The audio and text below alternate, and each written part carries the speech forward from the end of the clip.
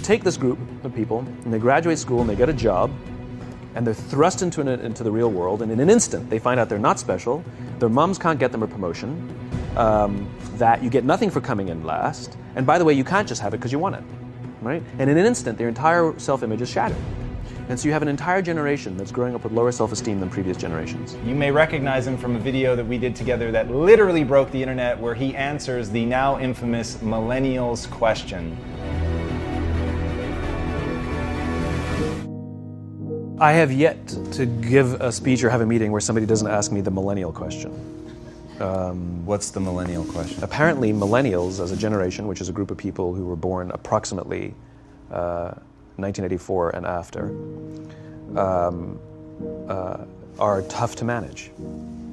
And they're accused of being entitled and narcissistic, and self-interested, unfocused, lazy. But entitled is the big one. And because they confound leadership so much, what's happening is leaders are asking the millennials, what do you want? And millennials are saying, we want to work in a place with purpose, love that. We want to make an impact, whatever that means. We want free food and beanbags. And so somebody articulates some sort of purpose, there's lots of free food and there's beanbags, and yet for some reason, they're still not happy. And that's because they're missing, there's a missing piece. What I've learned is that I can break it down into 4 pieces, right? There are four things, 4 characteristics. One is parenting, the other one is technology, the third is impatience, and the fourth is environment. The generation that we call the millennials, too many of them grew up subject to, not my words, failed parenting strategies, where, for example, they were told that they were special all the time. They were told that they could have anything they want in life, just because they want it, right? They were told, some of them got into honors classes, not because they deserved it, but because their parents complained. And some of them got A's, not because they earned them, but because the teachers didn't want to deal with the parents. Some kids got participation medals. You got a medal for coming in last, right? Which the science we know is pretty clear, which is it devalues the medal and the reward for those who actually work hard. And it actually makes the person who comes in last feel embarrassed because they know they didn't deserve it. So it actually makes them feel worse, right? So you take this group of people and they graduate school and they get a job, and they're thrust into the real world, and in an instant, they find out they're not special, their moms can't get them a promotion, that you get nothing for coming in last, and by the way, you can't just have it because you want it, right? And in an instant, their entire self-image is shattered. And so you have an entire generation that's growing up with lower self-esteem than previous generations. The other problem, to compound it, is we're growing up in a Facebook, Instagram world. In other words, we're good at putting filters on things. We're good at showing people that life is amazing even though I'm depressed, right? And so everybody sounds tough, and everybody sounds like they got it all figured out. And the reality is there's very little toughness, and most people don't have it figured out. And so when the more senior people say, well, what should we do? They sound like, this is what you got to do. And they have no clue, right? So you have an entire generation growing up with lower self-esteem than previous generations, right? Through no fault of their own, right? They were dealt a bad hand, right? Now, let's add in technology. We know that engagement with social media and our cell phones releases a chemical called dopamine. That's why when you get a text, it feels good, right? So, we've all had it where you're feeling a little bit down or feeling a bit lonely, and so you send out 10 texts to 10 friends, hi, hi, hi, hi, hi, because it feels good when you get a response, right? Right? It's why we count the likes. It's why we go back 10 times to see if my Instagram is growing slower, did I do something wrong? Do they not like me anymore, right? The trauma for young kids to be unfriended, right? Because we know when you get a hit of dopamine, which feels good. It's why we like it. It's why we keep going back to it. Dopamine is the exact same chemical that makes us feel good when we smoke, when we drink, and when we gamble. In other words, it's highly, highly addictive. Right? We have age restrictions on smoking, gambling, and alcohol, and we have no age restrictions on social media and cell phones, which is the equivalent of opening up the liquor cabinet and saying to our teenagers, hey, by the way, this adolescence thing, if it gets you down, But that's basically what's happening. That's basically what's happening, right? That's basically what happened. You have an entire generation that has access to an addictive, numbing chemical called dopamine through social media and cell phones as they're going through the high stress of adolescence. Why is this important? Almost every alcoholic discovered alcohol when they were teenagers. When we're very, very young, the only approval we need is the approval of our parents. And as we go through adolescence, we make this transition where we now need the approval of our peers. Very frustrating for our parents, very important for us. It allows us to acculturate outside of our immediate families into the broader tribe, right? It's a highly, highly stressful and anxious period of our lives, and we're supposed to learn to rely on our friends. Some people, quite by accident, discover alcohol and numbing effects of dopamine to help them cope with the stresses and anxieties of adolescence. Unfortunately, that becomes hardwired in their brains, and for the rest of their lives, when they suffer significant stress, they will not turn to a person, they will turn to the bottle. Social stress, financial stress, career stress, that's pretty much the primary reasons why an alcoholic drinks, right? What's happening is because we're allowing unfettered access to these dopamine-producing devices and media, basically it's becoming hardwired, and what we're seeing is as they grow older, too many kids don't know how to form deep, meaningful relationships. Their words, not mine. They will admit that many of their friendships are superficial. They will admit that their friends, that they don't count on their friends, they don't rely on their friends, they have fun with their friends, but they also know that their friends will cancel on them if something better comes along. Deep, meaningful relationships are not there because they never practice the skill set, and worse, they don't have the coping mechanisms to deal with stress. So when significant stress starts to show up in their lives, they're not turning to a person, they're turning to a device, they're turning to social media, they're turning to these things which offer temporary relief. We know, the science is clear, we know that people who spend more time on Facebook suffer higher rates of depression than people who spend less time on Facebook, right? These things balanced. Alcohol is not bad, too much alcohol is bad. Gambling is fun, too much gambling is dangerous, right? There's nothing wrong with social media and cell phones. It's the imbalance, right? If you're sitting at dinner with your friends and you're texting somebody who's not there, that's a problem. That's an addiction. If you're sitting in a meeting with people you're supposed to be listening to and speaking, and you put your phone on the table, face up or face down, I don't care, that sends a subconscious message to the room that you're just not that important to me right now, right? That's what happens. And the fact that you cannot put it away is because you are addicted, right? If you wake up and you check your phone before you say good morning to your girlfriend, boyfriend, or spouse, you have an addiction. And like all addiction, in time, it'll destroy relationships, it'll cost time, and it'll cost money, and it'll make your life worse, right? So you have a generation growing up with lower self-esteem that doesn't have the coping mechanisms to deal with stress, right? Now you add in the sense of impatience, right? They've grown up in a world of instant gratification. You want to buy something, you go on Amazon, it arrives the next day. You want to watch a movie? Log on and watch a movie. You don't check movie times. You want to watch a TV show? Binge. You don't even have to wait week to week to week, right? I know people who skip seasons just so they can binge at the end of the season, right? Instant gratification. You want to go on a date? You don't even have to learn how to be like, hey. You don't even have to learn and practice that skill. You don't have to be the uncomfortable one who says yes when you mean no and says no when you mean no, but yes when you don't have to swipe right. Bang, I'm a stud. Right? You don't have to learn the social coping mechanisms, right?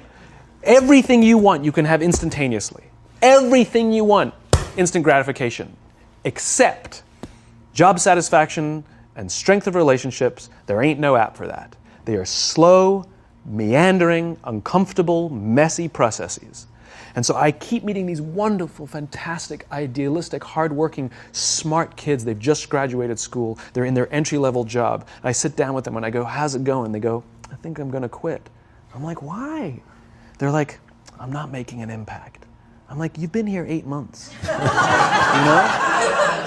It's as if they're standing at the foot of a mountain and they have this abstract concept called impact that they want to have in the world, which is the summit. What they don't see is the mountain. I don't care if you go up the mountain quickly or slowly, but there's still a mountain. And so what this young generation needs to learn is patience. That some things that really, really matter, like love, or job fulfillment, joy, love of life, self-confidence, a skill set, any of these things, all of these things take time. Sometimes you can expedite pieces of it, but the overall journey is arduous and long and difficult. And if you don't ask for help and learn that skill set, you will fall off the mountain, or you will, the worst case scenario, and we're already seeing it, the worst case scenario is we're seeing an increase in suicide rates, we're seeing an increase in this generation, we're seeing an increase in accidental deaths due to drug overdoses, we're seeing more and more kids drop out of school or take leaves of absence due to depression. Unheard of. These are all, this is really bad. The best case scenario, those are all bad cases, right? The best case scenario is you'll have an entire population growing up and going through life and just never really finding joy. They'll never really find deep fulfillment in work or in life. They'll just waft through life and it'll be just, it's fine. How's your job? It's fine. It's the same as yesterday. How's your relationship? It's fine. Like that's the best case scenario. Which leads me to the fourth point, which is environment. Which is we're taking this amazing group of young, fantastic kids who are just dealt a bad hand. It's no fault of their own. And we put them in corporate environments that care more about the numbers than they do about the kids. They care more about the short-term gains than the long-term life of this young human being. We care more about the year than the lifetime, right? And so we are putting them in corporate environments that aren't helping them build their confidence, that aren't helping them learn the skills of cooperation, that aren't helping them overcome the challenges of a digital world and finding more balance, that isn't helping them overcome the need to have instant gratification and teach them the joys and impact and the fulfillment you get from working hard on something for a long time that cannot be done in a month or even in a year. And so we're thrusting to them in corporate environments, and the worst part about it is they think it's them. They blame themselves. They think it's them who can't deal. And so it makes it all worse. It's not. I'm here to tell them it's not them. It's the corporations. It's the corporate environments. It's the total lack of good leadership in our world today that is making them feel the way they do. They were dealt a bad hand, and I hate to say it, but it's the company's responsibility. Sucks to be you. Like, we have no choice, right? This is what we got, and I wish that society and their parents did a better job. They didn't. So we're getting them in our companies, and we now have to pick up the slack. We have to work extra hard to figure out the ways that we build their confidence. We have to work extra hard to find ways to teach them the social skills that they're missing out on. There should be no cell phones in conference rooms. None. Zero. And I don't mean the kind of like sitting outside waiting to text. I mean, like, when you're sitting and waiting for a meeting to start, this is what we all do. We all sit here and wait for the meeting to start. Meeting starting? Okay. And we start the meeting. No, that's not how relationships are formed. Remember we talked about it's the little things? Relationships are formed this way. We're waiting for a meeting to start and we go, how's your dad? I heard he was in the hospital. Oh, he's really good. Thanks for asking. He's actually at home now. Oh, I'm really glad. It was really amazing. I know, it was really scary for a while. That's how you form relationships. Hey, did you ever get that report done? Oh my God, no, I didn't. I'll help you out. Can I help you out with that? Really? That's how trust forms. Trust doesn't form at an event in a day. Even bad times don't form trust immediately. It's the slow, steady consistency.